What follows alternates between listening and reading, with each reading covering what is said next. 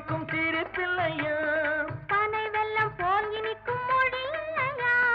பச்சரிசி போல் சிரிக்கும் சிரிப்பில்லையா பனை வெல்லம் போல் இனிக்கும் மொழி இல்லையா பந்தாட்டம் போலாடும் உடல் இல்லையா